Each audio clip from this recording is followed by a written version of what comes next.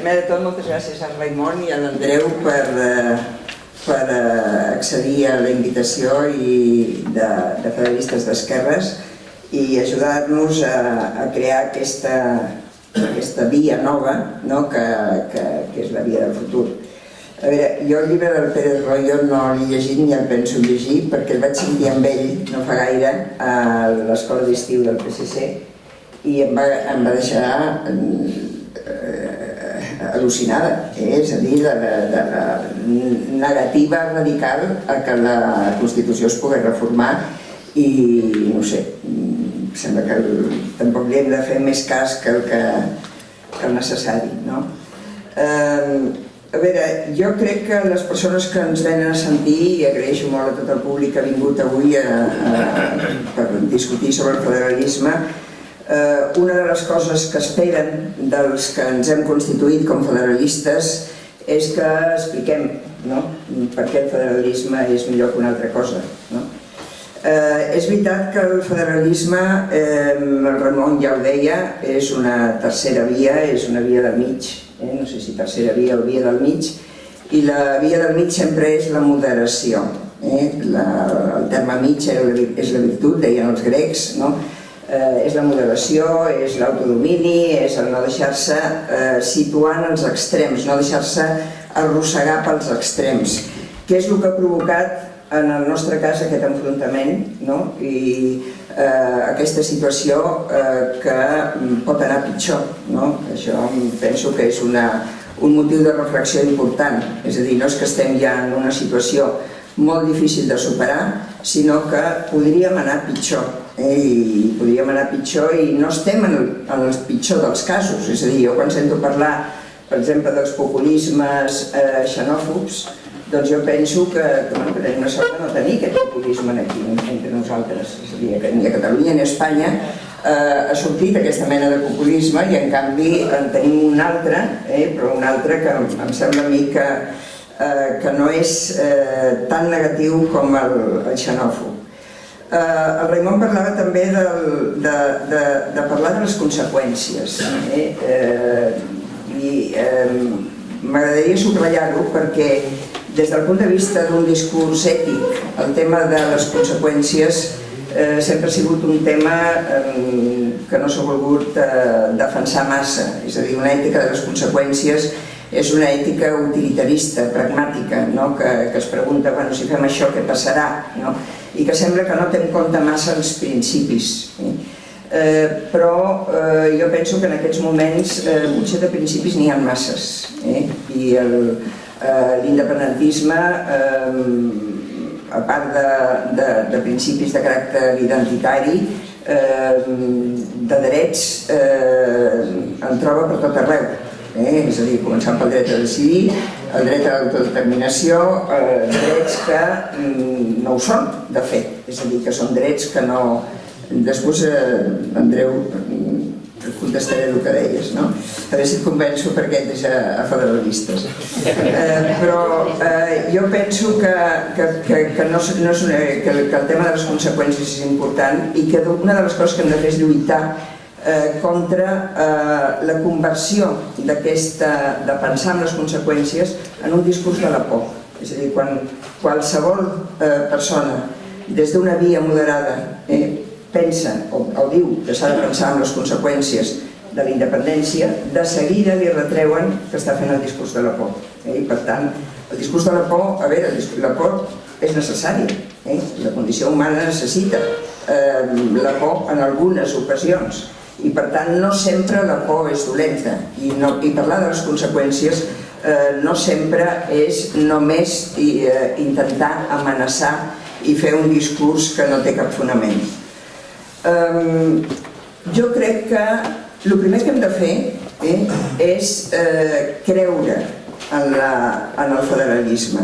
No només creure en les possibilitats del federalisme, que crec que en aquest punt ens dona més raons, més motius per ser optimistes que no pas en els independentistes. És a dir, la independència és tan impossible, per el que deia Raimon Obiols, i tan impossible de la manera que s'ha estat plantejant amb aquests dos sentits de procés, que l'única via possible és reconèixer que hem de trobar una solució d'encaix de Catalunya a Espanya millor que la que tenim, perquè la que tenim veiem que en aquests moments ja no està funcionant, i l'única manera és cap a una via federal que no podem acabar de definir del tot, perquè models federals n'hi ha tants com estats federals. És a dir, no hi ha un sol model federal. Moltes vegades a nosaltres ens pregunten, és que no teniu relat. El federalisme no té relat, la independència sí que en té. Jo diria que la independència en té menys que el federalisme. És a dir, el relat que s'ha construït, que han construït els independentistes, és com arribar a la independència. Però què serà la independència? No ens ho han dit mai, no ens ho ha dit ningú. L'altre dia em deia un amic, diu, jo que em moc molt en un ambient d'independentistes, diu, jo diria que hi ha tants models d'independència com independentistes. És a dir, cada persona que és independent pensa en un model de Catalunya independent diferent de l'altre, perquè no ens han parlat de com ha de ser la Catalunya independent, sinó ens han parlat del procés, com arribar-hi, què s'ha de fer, quines estructures s'han de crear, però no ens han dit quin tipus d'independència volem en una època d'interdependència i de globalització que subratllar la independència, per molt atractiu que sigui, no és la via del futur. Jo estic d'acord amb el del botó, del Raimon, que molta gent ho recorda en aquests moments, el que tu vas dir d'apretar el botó, i que és totalment cert. És a dir, jo he vist que Sant Cugat. Sant Cugat té al costat dues poblacions, Valldoreix i Bellaterra, que des de fa temps estan lluitant per tenir ajuntaments independents, per ser territoris independents. És a dir, la independència, la voluntat d'independència, l'impuls cap a la independència, que és l'autonomia, que és la llibertat, la portem a dintre, però no és el tipus de relació que necessita el nostre món. L'altre dia, en una sessió que va fer la Fundació Capellans per parlar de federalisme, el Ramon Jáuregui deia una cosa que, amb molta raó, deia hi ha una paradoxa en el nostre temps, que és que veiem molts que el federalisme és l'opció de futur, parlàvem sobretot del federalisme europeu, el federalisme és l'opció de futur, però en canvi hi ha una tendència, en el cas d'Europa, per part dels estats nacionals, i en el nostre cas, per part dels diferents territoris, sobretot de Catalunya, de no voler avançar cap al federalisme. És a dir, veiem teòricament que és l'opció del futur, però en canvi volem una altra cosa, som endogàmics, volem ser nosaltres, veiem tota mena d'inconvenients a obrir-nos als altres i compartir sobirania, que és el que jo crec que defineix bàsicament el federalisme. Ser sobirans avui, sempre, però ser sobirans avui, quan es parla de subjectes polítics, jo em pregunto què s'entén quan la gent diu que Catalunya ha de ser un subjecte polític. Què vol dir? És que no ho entenc. No entenc què vol dir. Què és un subjecte polític? I sobirania avui què vol dir? Federalisme bàsicament vol dir unió, vol dir cogovernar, és a dir, governar conjuntament. Vol dir governar conjuntament reconeixent les diferències. I una de les coses que ens hem de plantejar és, de cara al futur, quines diferències s'han de mantenir i quines diferències no s'han de mantenir, perquè són diferències que generen desigualtats que no es poden admetre des d'una perspectiva de drets universals. I són dues coses diferents. Una cosa són les diferències, una altra cosa són les desigualtats. Les desigualtats es corregeixen amb discriminacions positives, intentant que aquells que estan pitjor visquin millor i tinguin una vida de més qualitat. Les diferències són una altra cosa. Però això, en el cas dels federalismes ja existents i que ja tenen una trajectòria i que tenen una història, no és tan fàcil de resoldre. L'altre dia va venir a Barcelona un canadenc, un quebecois, Lecours, que va fer una conferència convidat per federalistes d'esquerres i va insistir molt en les asimetries del federalisme del Canadà. És a dir, els diferents, no sé si se'n diuen estats a Canadà, cada un, o províncies, es podrien dir estats, és a dir, que el terme en aquest cas, el nominalisme, no és tan important. Doncs les asimetries que hi ha són grans. Si pensem, és a dir, les diferències que es reconeixen i que no es veuen com un impediment perquè no hi hagi una unió bàsica de voler-se cogovernar i de voler tenir un cert destí comú, un projecte comú, de bé comú del conjunt de l'estat federal. Si pensem, per exemple, en els Estats Units, que des del meu punt de vista és potser el model d'estat federal, als Estats Units els diferents estats tenen diferències que són bastant radicals. És a dir, per exemple, la pena de mort no està abolida a tots els estats. I sembla que és un aspecte de drets fonamentals indiscutible. I en tot cas, és un estat federal que no té abolida la pena de mort a tot arreu. L'eutanàsia, alguns estats l'han despenalitzada, uns altres no, la majoria no. És a dir, que hi hagi diferències i que hi hagi asimetries no és un inconvenient per la construcció d'un estat federal. I jo crec que és cap a aquesta qüestió cap a on s'ha d'anar avançant, a través d'una reforma de la Constitució. No sé de quina manera, ni sé tampoc de quina manera, ara que tots els partits polítics, o gairebé tots, ho porten, perquè el PP també ho porta com a programa de les properes eleccions, la reforma de la Constitució, com s'ha de plantejar aquesta reforma perquè sigui una reforma realment eficient, que funcioni i que no generi moltes més frustracions de les que ja tenim, que són moltes. Jo no parlaria d'un procés constituent, és a dir, em sembla que aquesta és la qüestió que fa que l'independentisme, que sí que parla d'un procés constituent, de fer una Constitució nova per Catalunya, i els no independentistes, que parlem de reformar la Constitució, però no d'un procés constituent, fa que la proposta nostra sigui menys engrescadora i menys il·lusionant que l'altra. És a dir, al començar de nou a tothom li agrada. És dir, esborrem-ho tot i tornem a començar i ho farem tot millor. No és una garantia el tornar a començar de fer-ho tot millor. És a dir, la condició humana és la que és i les persones són les mateixes. Per tant, el que es faci en el futur serà bastant igual i s'assemblarà bastant a el que s'ha fet fins ara.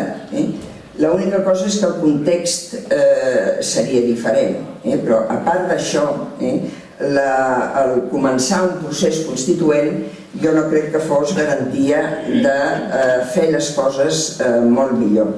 Ara sí que és veritat que hi ha d'haver una reforma constitucional i que les coses que s'haurien de reformar, els aspectes que s'haurien de reformar, doncs per exemple el document de Granada del PSOE ho explica bastant clar, diu quines són.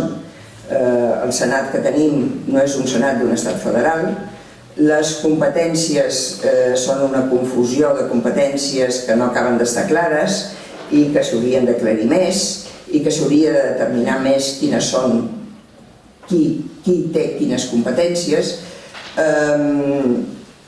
El tema de la singularitat, i utilitzo aquest concepte per carregar-me. i ho sento perquè em sembla que el que l'ha difós darrerament és el Pedro Sánchez, i jo teòricament estic assessorant el Pedro Sánchez en l'equip del seu programa, però és que em sembla que és un altre eufemisme i una altra manera de no afrontar la realitat directament i sense por. És a dir, per què hem de parlar de singularitat catalana, que no sabem el que vol dir, i ens torna a fer tanta por al utilitzar aquest concepte de nació, que jo crec que ja s'hauria de superar. Jo estic amb Habermas, per exemple, que diu que hauríem d'anar cap a estats postnacionals i que un dels problemes que tenim és haver fomentat massa els nacionalismes, uns i els altres.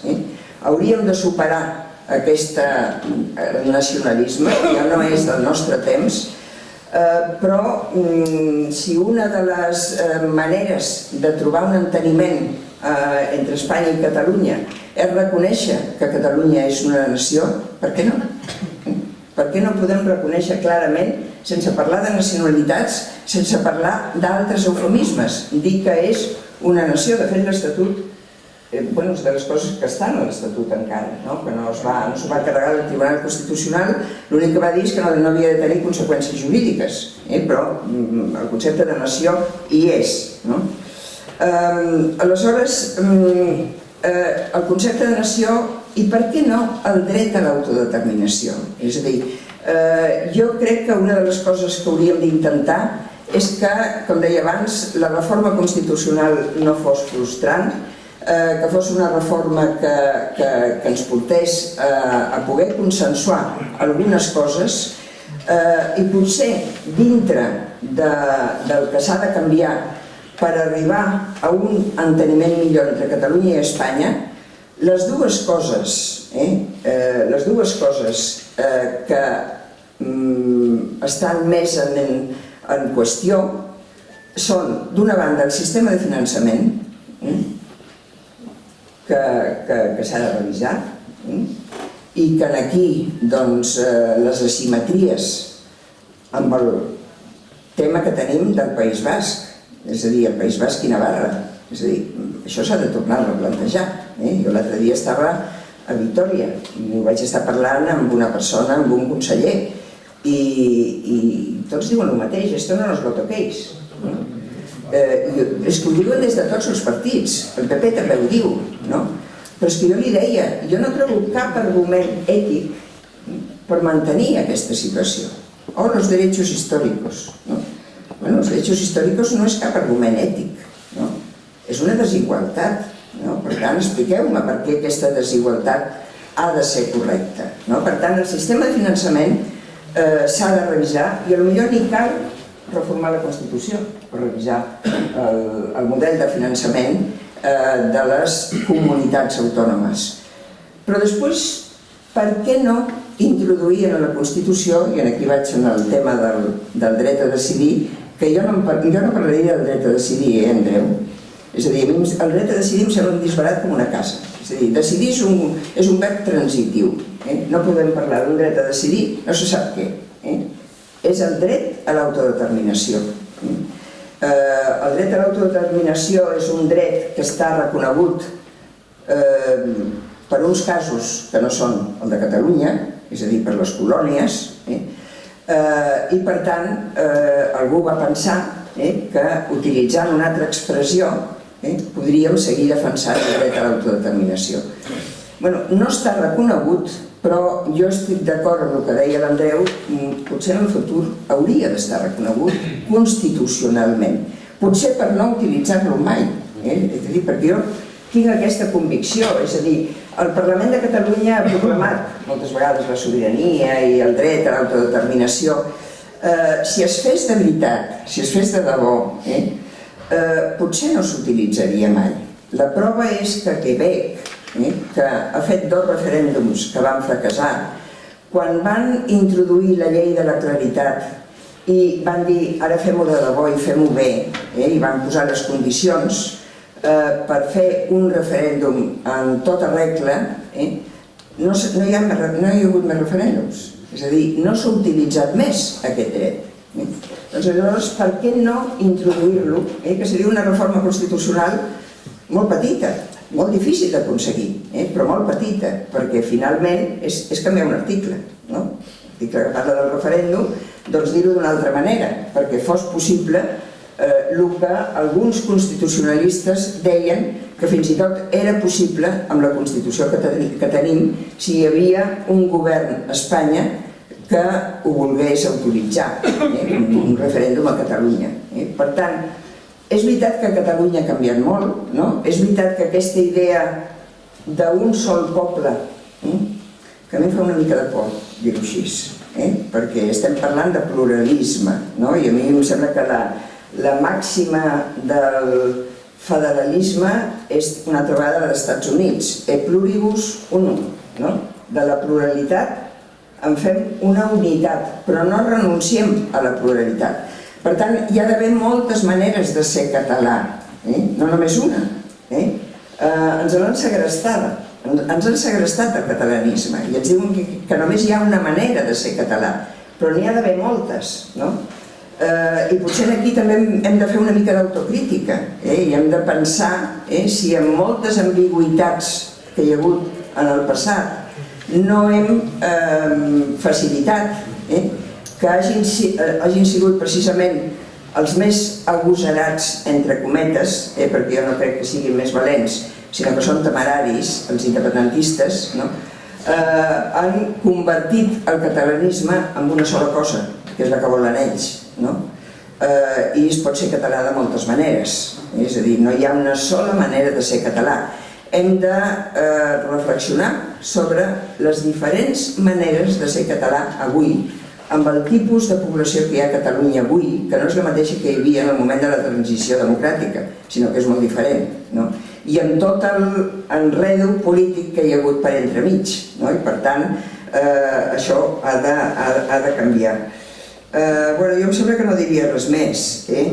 A mi m'agradaria també que l'exemple del Quebec de fer una llei de la claredat fos una cosa a considerar.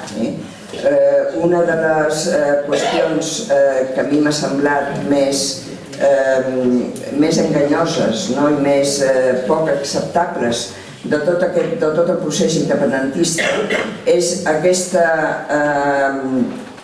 oposició entre legalitat i democràcia. És a dir, no es pot oposar legalitat a democràcia. No podem dir que són dues coses diferents.